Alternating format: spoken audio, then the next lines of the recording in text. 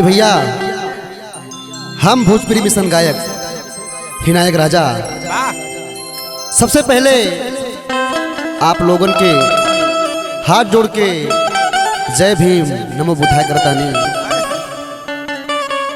आज तक पूरा देश बाबा साहब के अनुयायी बा, लेकिन पूरा देश के एक चीज के दुख और पीड़ा हमेशा रहेला कि आज हमनी के बीच हमनी की जे मान सम्मान इज्जत देहल बाबा साहब अम्बेडकर जी हमनी के बीच ना हो। आई आज हुए अपन दुख और पीड़ा आप लोगन के बीच बयां करत बने। आप लोग सुनी और अपना आशीर्वाद हमके जरूर दी। कैसे? हे पीरान मोर नगरी, हे पीरान मोर नगरी, हे पीरान मोर नगरी, हे पीरान मोर नगरी, आवा भीम बाबा पीरान मोर नगरी।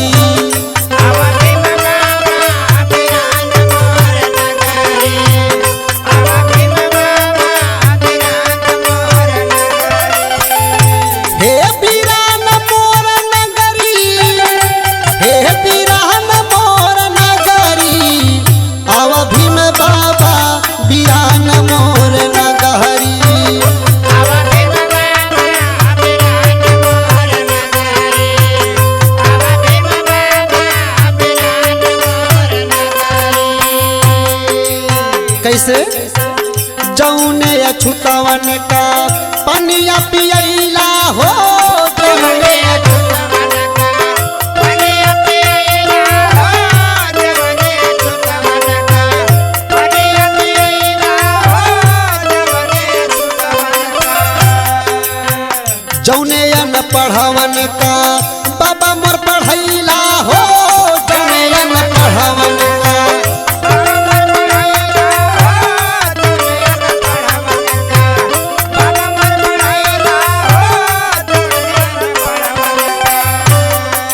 एक समय ऐसा रहल कि जकरा पानी पिए के भी अधिकार ना रहल, बाबा साहब ओके पानी पियली, और जकरा पढ़े के अधिकार ना रहल, बाबा साहब ओका पढ़े के अधिकार दिलौले।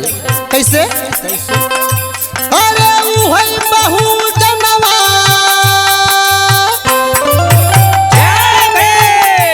अरे उहई बहु जनवा बनहि नेता मंत्री, आवा भीम बाबा पीरान मोर नगरी।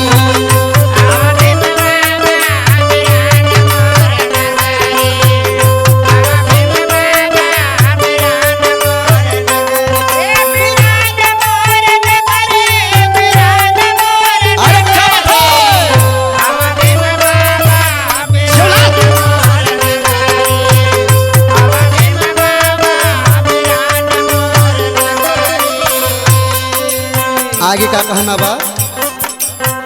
तू का पुकारई बाबा सगरो जहनवा हो, तू का पुकारई सगरो जहनवा हो, तू का पुकारई बाबा सगरो जहनवा हो, तू का पुकारई बाबा।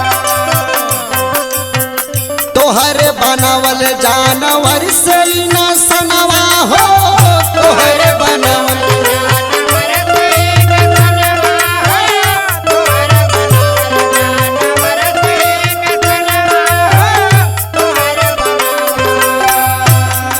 एक समय ऐसा था कि हमारे समाज को इंसान होकर भी जानवर की तरह बर्ताव किया जाता था, लेकिन जब बाबा साहब आए तब उन्हें इंसानों की जिंदगी दी। कैसे? हरे तोहरे दिहल चाली,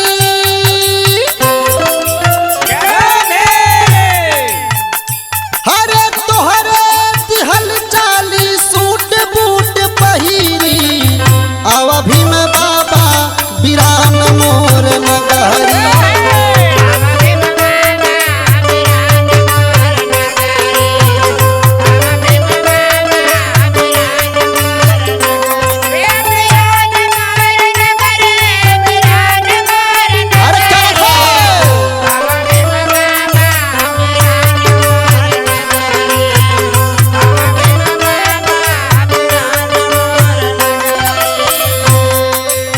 आगे का कहना बा, दसवा में रहल छुआ छुत के बेमरिया हो, दसवा में रहल छुआ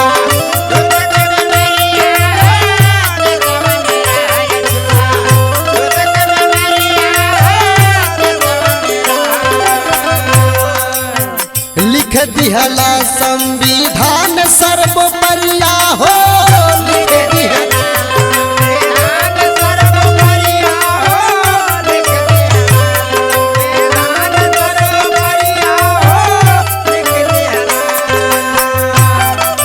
उस समय ऐसा था कि जो कमजोर था, जो गरीब था, उसको इज्जत कम मिलती थी और जो अमीर था उसे इज्जत ज़्यादा मिलती थी। लेकिन बाबा साहब ने ऐसा संविधान बनाया कि सबको इज्जत बराबर मिलने लगा। कैसे? हरे तोहरे बिना बातई,